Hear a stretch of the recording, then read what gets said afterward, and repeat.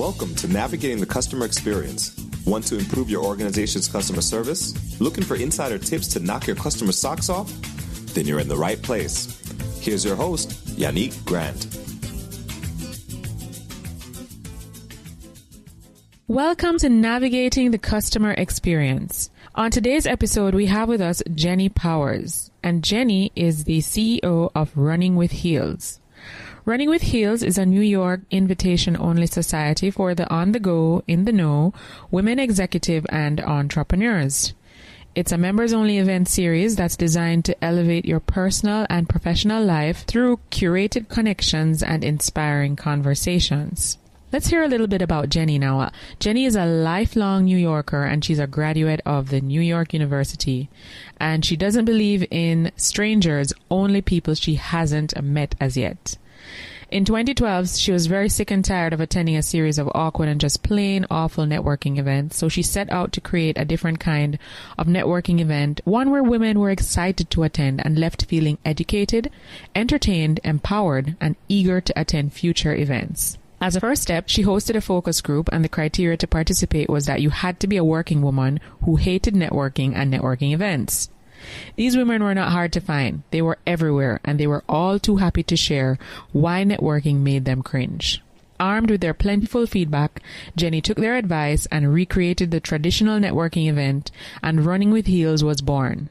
Today, she hosts women's networking events for women who hate networking, and they love them. She is also a mother of a lovely little girl who is going to be the president of the United States when she grows up, whereupon she intends to move to the White House in Brooklyn. That part really sparked my interest when I read it. So without further delay, welcome, Jenny. Thank you so much. Yes, that's true. My 7-year-old has decided not only does she want to be the president, but she wants to move it to Brooklyn Heights where we live because she loves our home. Wow. Move the White House to Brooklyn Heights. Wow. Yes. You know, stranger things have happened. Once you can conceive it, it can happen, right? It's true. Okay, Jenny. So I know I read a little bit about you in terms of what you're about and stuff, but I always like to give my guests the opportunity to share their journey in their own words. Just tell us a little bit about yourself and how it is that you got to the place where you are today. Sure. Thank you. So I was actually the vice president of a nonprofit for a decade, and I was going to networking events to just meet colleagues at other nonprofits and, potential donors. And I realized that the networking events just had this really skeevy feeling to them. They were very salesy. Everyone was just pressing business cards into your palm. Everyone felt uneasy that they were being sold to. And while we all like to buy, no one likes to be sold to. So I realized at that point that networking needed a facelift. There are so many different industries that have dynamic changes from year to year. Networking is not one of them. Networking has been the same forever. And I decided I was sick of the old boys club, and I was sick of the women's events that I were going to that felt like sororities.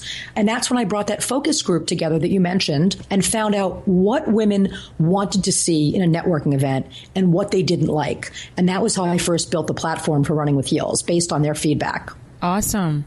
So what were some of the top 3 main reasons why they hated networking events? Sure. They hated it because, like I said, they always felt like they were being sold to. They didn't feel like it was authentic. They felt like people were coming to simply fill their quota.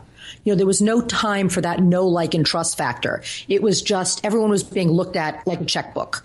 So that was number one. They just always felt ill at ease at these things. The other thing was that there wasn't really any agenda. You kind of go in, you get your name tag, and you mill around aimlessly. There's no real program. So you kind of wait to be talked to. It's very uncomfortable and awkward when you go to these things alone. So that's when we created a format. So all of our events have speakers, which allows you to come and, get educated, but it's also an icebreaker for women that are seated together to all hear the same conversation and kind of, discuss the topic afterwards. And the last thing is always the food. There's either no food or bad food. So most of our events are dinner parties. You're sitting down, you're not holding, your briefcase, your gym bag, your coat, your umbrella, standing uncomfortable in high heels. You can check everything, sit down at a table. I pre-match all of our guests with different dinner companions during each course. So for instance, Unique, if you came to the event, you would sit with 5 different women that I thought you should know. And At each course, you would sit with another 5 women. So you already know going in that awkwardness is gone because I've already looked at your profile and said, there's a reason you should be sitting with the people you are. Nice. Very cool. I like the customer flavor of that. I personally myself, I'm not very fond of attending network events, even though I'm a customer experience strategist. But I think one of my fears is I don't mind talking to people. Don't get me wrong. I enjoy having conversations. And I think that's why I love podcasting so much. But if I'm supposed to walk up to somebody that I completely don't know, I think that's where my fear comes in. But once I'm comfortable, I'm good. I can have great conversation with them. But one of my pet peeves with networking events is there is no activities that forces the participants to actively engage in some form of conversation that's of interest to either of them. Yeah, I would agree. And I agree. And I have heard it before. And it's one of the reasons that we do have, sort of a strict agenda where we come in and we say, everyone's going to learn the same thing. Then we're going to talk about it. You're seated with these people because we want to eliminate that awkwardness. Great. So how do you feel about customer service and customer experience generally, like even in the field of work that you're in or as a customer yourself? Well, I think if you're in business, regardless of what business it is, you are in customer service. I think that customer service can always be improved upon. For me, customer service, both as a client and both for my clients, I want to treat everyone like they are a VIP. So if I'm having a conversation with someone, I'm not looking over their shoulder at the next person, which is also a pet peeve at networking events, but you have to give it your all because, there's that line where they say, if somebody is happy, they'll tell someone. If someone's not happy, they'll tell everyone. That's true. So we spoke about in terms of how you feel about customer experience. In terms of your own business, Running with Heels, what are some of the successes that the entrepreneurs and the women have had during the time that the business has been in operation that's really helped them to move to that next level? Great.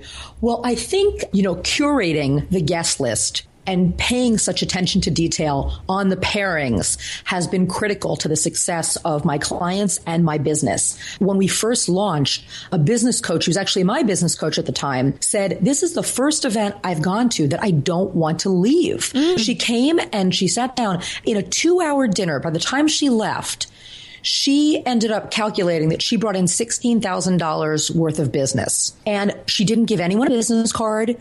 She wasn't, writing down names. She had these authentic conversations with people that followed up with her, hired her for coaching services, and then referred her. In one event, she saw $16,000 in revenue. And she's been coming to those events for 4 years now. Wow. So she's definitely seen success from engaging with your organization. Absolutely. Does your company offer this service outside of New York? That is the $1 million question. So, I am a born and bred New Yorker, such a city girl. My entire network is here. So right now I am a sort of a one-woman show. It's me and my assistant in New York.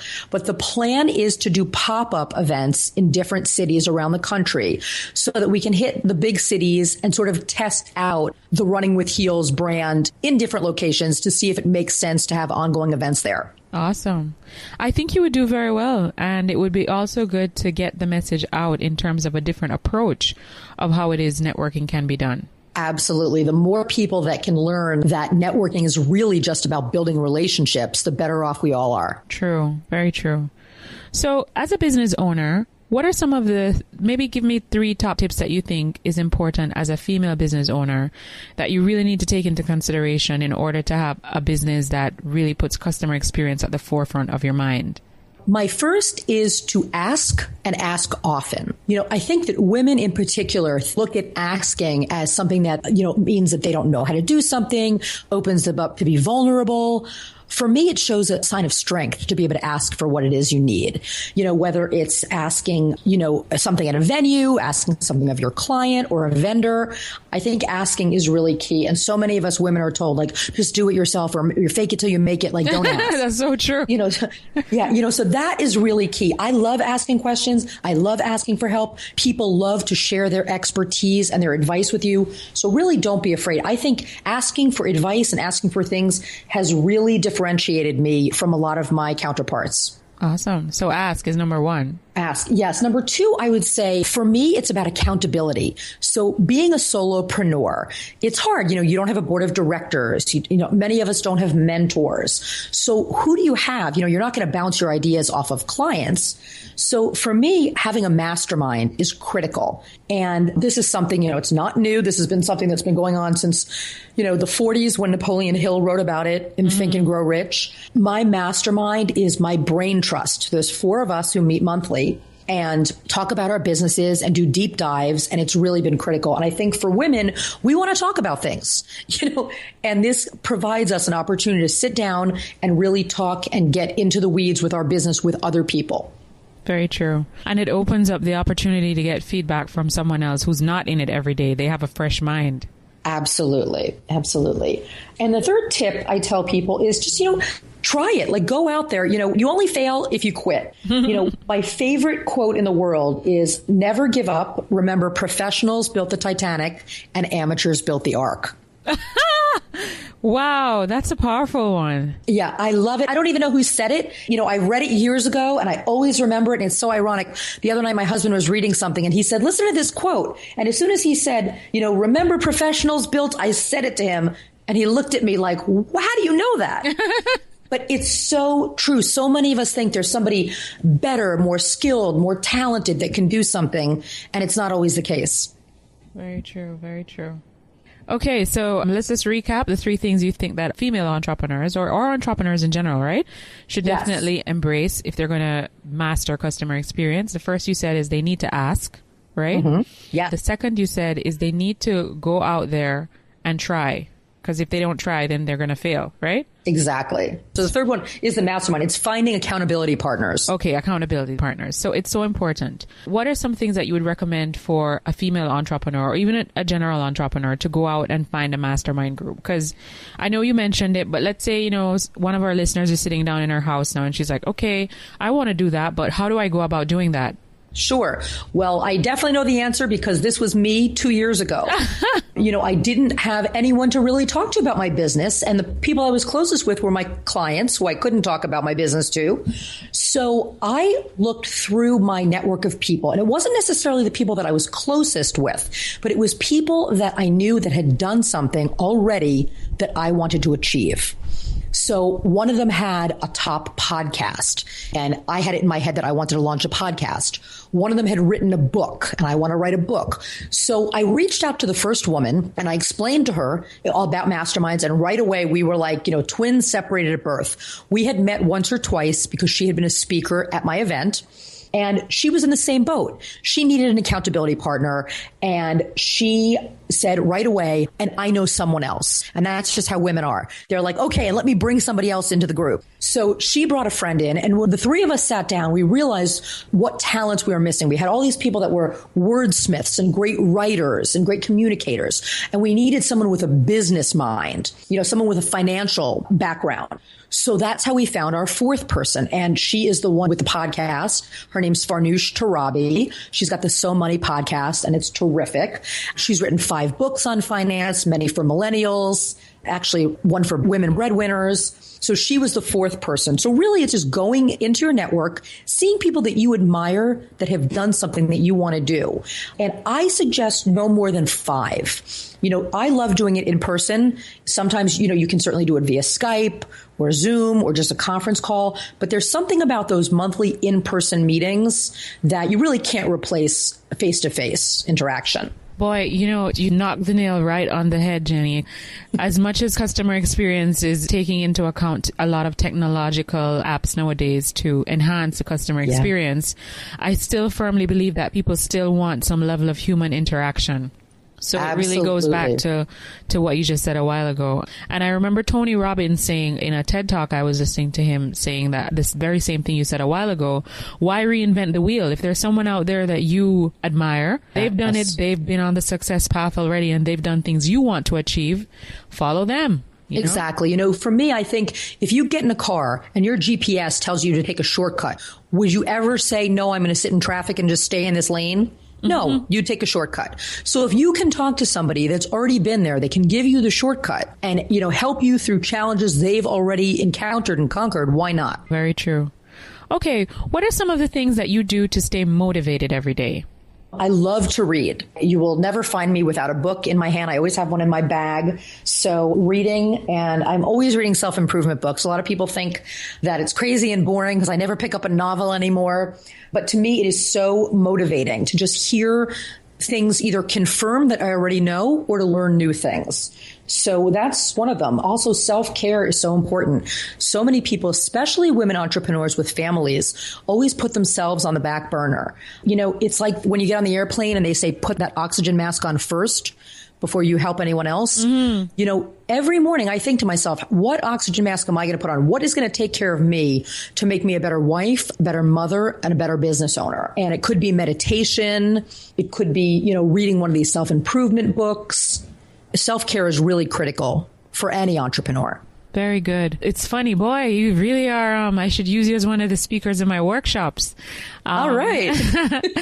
One of the things you said a while ago that resonated completely with what I believe in is there are 6 steps to achieving quality customer service. And the first tip that we always teach our participants is they must feel good about themselves. Yes. But the second is they must practice habits of self-care and courtesy. And you just tapped right into that when you spoke about self-care because, you know, everything starts with you. Yes. You know, you have to be in that mindset where you have pride in yourself, you put yourself together, because if you look welcoming, other people will want to come into your space and want to interact with you. But if you don't, then you actually put people away. It makes them not feel comfortable to interact with you. So everything starts with you, how you feel and that energy that you project and that energy that people pick up from you, you know, in interaction. Sometimes they don't even have to hear you speak. It could be just by looking at you. Well, they say it takes 8 seconds for someone to look at you and form an opinion. There you go. There you go. That's very true. And that is scientifically proven. Even if your opinion or your impression is incorrect, your mind does subconsciously think something of that individual. Yes. Wow. So you said that you love to read and you don't go anywhere without a book in your bag. And one of our questions is, what are some of the books that have had the biggest impact on you? All right. Well, like I mentioned earlier, my favorite book in the world is Think and Grow Rich by Napoleon Hill. There's also a book that came out a couple of years ago called Think and Grow Rich for Women by Sharon Lechter, and it's been approved by the Napoleon Hill Foundation. I mean, I think it's a great book. You know, it's obviously modernized and it's obviously from a women's perspective. But I think for those of you listeners out there that like Think and Grow Rich, the women's version is great. I'm really a classic girl. You know, I like How to Win Friends and Influence People by Dale Carnegie. Yeah, that's a really good one. Yeah. Eat the Frog by Brian Tracy is a big one. Mm-hmm. And one that I didn't anticipate sort of adding to my favorites, but I did, is by the musician Amanda Palmer, and it's called The Art of Asking. And I didn't know anything about her, but I still really actually don't know about her musical career. But she talks about how all of her jobs required her to ask. And one of the toughest jobs she had is she was a silent street performer. So almost like one of those mimes that would not speak, but would live, you know, on people's generosity. So it's all about how she was able to make a living. Again, it's that appearance. You know, she would dress up. She would put on these costumes and this makeup. She would give people eye contact. And she would say there are people that she knew, she looked in their eyes, and that was the only time someone got eye contact all day, that someone saw inside their soul. Wow, that is very powerful. Yeah, so it was an amazing book. I would highly suggest it. The Art of Asking. And for those of you out there listening, all of these books that Jenny has shared with us, they're all available on Amazon.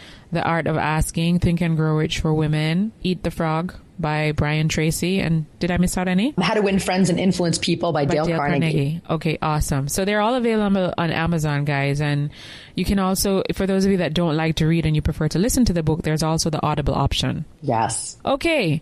So one of the things, and I'm looking at the book now, and the foreword for The Art of Asking was actually written by Brené Brown. And that's one of my favorite authors as well. Oh, that's right. That's right. Very cool. Yes, I did a course with Brené and Oprah about 2 years ago, and it was really, really mind-blowing. So, I'm sure. Wow, that's amazing. Yeah, it is. Okay, so you shared with us the books that have had the greatest impact on you. Now, in terms of your business and how you operate on a daily basis, as I said before, technology is really driving how people operate nowadays. What is the one online resource, tool, website, or app that you could absolutely not live without in your business or in your personal life? Oh, wow. I'm going to say LinkedIn. I am a huge evangelist of LinkedIn. It is how I have recruited many of my clients because, as you mentioned, it's an invitation-only society. So I'm able to go on and read people's profiles and see if they would be the right fit. I have secured almost every one of my speakers through LinkedIn, at no cost. I've had my own podcast for the past year. I've gotten almost all my guests from LinkedIn. Wow. So that has been a huge resource to me. Very cool. What are some tips you would give to entrepreneurs on how to use LinkedIn? Because I actually interviewed this gentleman a couple of weeks ago. He's like a LinkedIn guru. Oh. And one of the things he spoke about was like people sending people requests and they don't even know them. Yeah. So one tip I would suggest is there's that default when you want to connect with someone, there's that default email that goes out that says, I'd like to, invite you to be part of my LinkedIn network or something, or I'd like to make you a contact. Mm-hmm. And that's kind of like the lazy person's way out because it's just everyone knows you just click that button. You could be sitting there clicking on 100 people. So for me, it's really taking the time. And if I don't know the person, I don't have a problem connecting or accepting a request from someone I don't know, but I want to know why they want to connect with me. So if I want to connect with someone to be a speaker, I'm not going to just say, I'd like to add you to my network. I'm going to say, I came across your profile. We seem like, great fits for one another's business and mission. I'd love to, have you as a speaker. May I connect with you and share some more information? This way, it's not this arbitrary random thing. Like the person just thinks I, stuck my finger in the air and, found their name. True. And, same goes for people reaching out to me. If somebody says to me, I just read something that you wrote and I have a question, or, I'd like to learn more about one of your events, then I know that even though they're a stranger, they're not going to be a stranger for that long. Mm-hmm. Cool. Awesome. So we got some tips on LinkedIn and we got the fact that your absolute tool that you can't live without is LinkedIn. Great resource. In terms of advice that you would give to a female entrepreneur, let's say there are listeners out there who they haven't taken the leap yet from their 9-to-5 or doing their passion. What are some tips that you would give them to actually take that leap in order to do the things that would really make them happy? All right. I have been there and I led the life of an intrapreneur for about a year. And I felt like I was, leading this double life. And even though everyone knew I had both of these, full-time job and the side hustle, I felt like an imposter. And the best thing that I did was join an organization with other entrepreneurs. Because then I could sort of let down my hair and relax. And, after hours, I could talk to these people about my passion project. And in that group is when I felt like an entrepreneur. I felt like they understood. They had all been there at that startup process. So I was fortunate enough that I found a women's entrepreneur group in New York. It doesn't exist anymore. However, there's still plenty of them all around the country. But, you could go onto a meetup, .com and find one. But this was a formal group and they taught classes to entrepreneurs. You did deep dives of one another's businesses. It was just a great resource. So surround yourself with people that have already done what you want to do. Awesome. Which is kind of a little bit of what we spoke about a while ago, right? Absolutely. Yes. Yes. Reinforcing that same message over and over. Eventually, I think it will get to some part of your brain that creates some action that will yield you the results that you're looking for.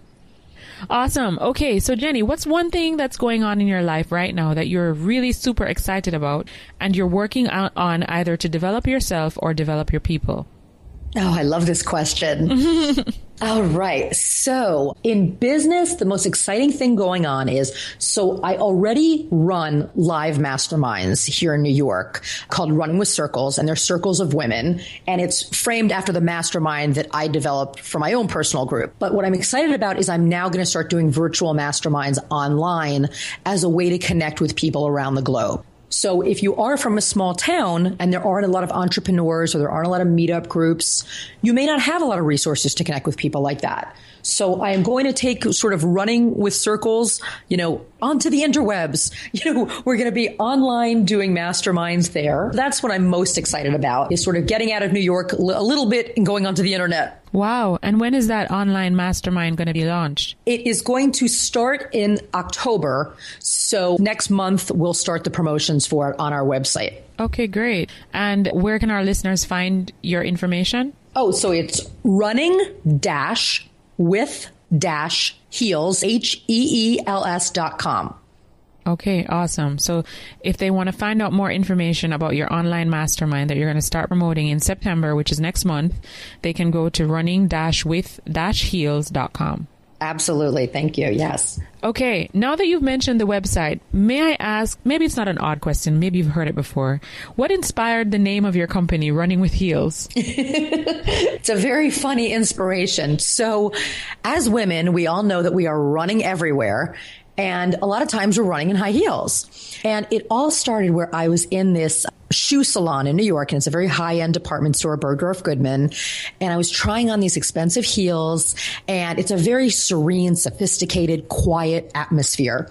And I'm in there, and all of a sudden I stood up in the shoes, and I thought to myself, the only way I'm going to know if I can buy these shoes is if I'm able to run on them, because I'm always running to the subway, I'm running to pick up my daughter at school. So by no means a marathon runner, but I did a little bit of a sprint around the sofa, and everyone looked at me like I was nuts. And the salesman looked at me like I was running off with the shoes. And he said, "Are you okay? Like, what are you doing?" And I said, in order to know if I should spend this kind of money on these shoes, I need to make sure that I can use them. And I'm always running around. And all of the women just kind of looked up like, we totally get that. They've never done that. They've never done what they saw me do, but I'm always running with heels. So that's where that came from, because I know that it resonated with so many different women. Wow, that is a true story. Yes. Awesome. Do you tell that story at maybe the introduction of some of your mastermind groups when people are just getting to know a part of the... I do. And it's funny because people always say to me, we've heard that name before.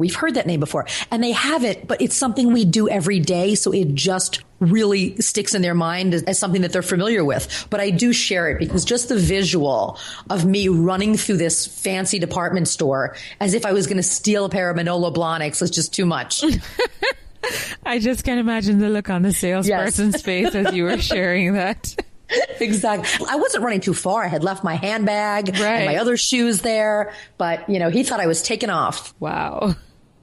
Awesome. Okay. So one last thing before we wrap up this interview. Can you tell our listeners where they can find you online? Apart from the running-with-heels.com. Sure. Well, they can certainly find me on LinkedIn. Yeah. And I'm Jenny Green, like the color, Jenny Green Powers. And also Facebook, and it's Running with Heels LLC. And Twitter, we are Heels and Spiels, Spiels, Heels and Spiels.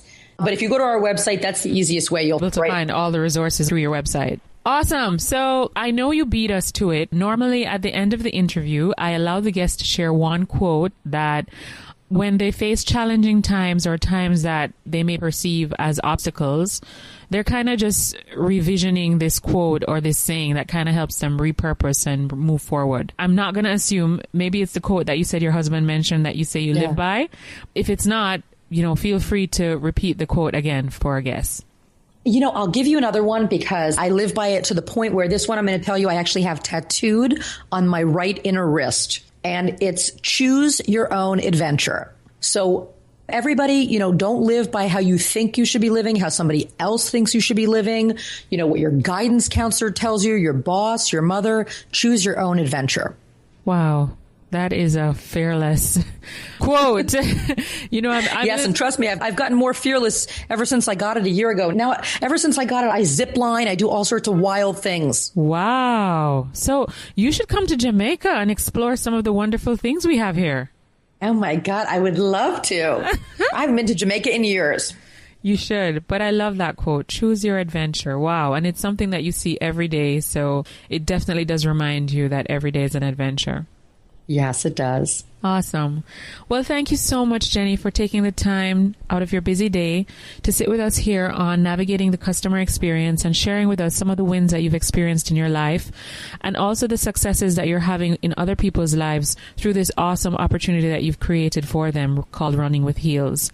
I surely hope that all the things you're doing will be able to be available on a global level, because I do know a lot of entrepreneurs in Jamaica and in the Caribbean that would definitely benefit from a lot of the the things that you're doing.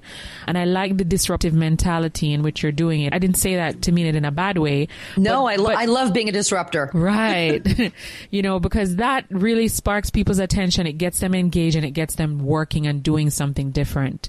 And that's really what living is all about. I love it. I think it's awesome. And I'm going to encourage all of our listeners out there to visit your website. Stay tuned to all the things that's coming, because I'm truly excited about the fact that you're launching this online mastermind group on a global level. Thank you so much. It was so much fun talking to you. You're most welcome. So again, guys, just want to remind you that you can always check our podcast out on iTunes, Stitcher Radio, and SoundCloud. You can follow us on Navigating CX on Twitter. And our closed Facebook group is Navigating the Customer Experience Community. So feel free to hop on over to Facebook and send in a request, and we'll definitely approve you to become part of our closed group community. Again, thank you so much, Jenny, for joining us. Thank you. And we'll see you next time on Navigating the Customer Experience. I'm your host, Yannick Grant. We really appreciate your support of this podcast. If you want to grow your business even more, or improve your leadership skills, or train your team members in the art of customer service with skills such as empowerment, speed, identifying and understanding customer needs, handling your customer complaints, and also learning more about your customer lifetime value through our customer retention value calculator, please visit our website at yannickgrant.com or give us a call at 305-848-0815 or send us an email at yannick@navigatingthecustomerexperience.com. We also provide our clients with extensive research data about what really happens in their business and how their customers actually feel through our mystery shopping and customer satisfaction surveys. We will visit the branches, we test through telephone calls and email correspondence, and we provide you with a full report filled with graphs and data that can be used as strategies to improve your customer experience and Net Promoter Score. We are here to help you and be your partner for change. Please head on over to Facebook and come join in on our Facebook group, Navigating the Customer Experience Community, where all our past guests and subscribers hang out and share insightful information on customer experience, personal development, business growth, customer journey mapping, technology, and so much more. Remember to tune in weekly through your podcast app if you are an Apple user, Stitcher Radio, or SoundCloud for Android users, and you can also listen directly from our website, yannickgrant.com. Please feel free to share with your friends and family. Thanks for listening. For more awesome resources to take your customer service game to another level, head over to navigatingthecustomerexperience.com. See you next time.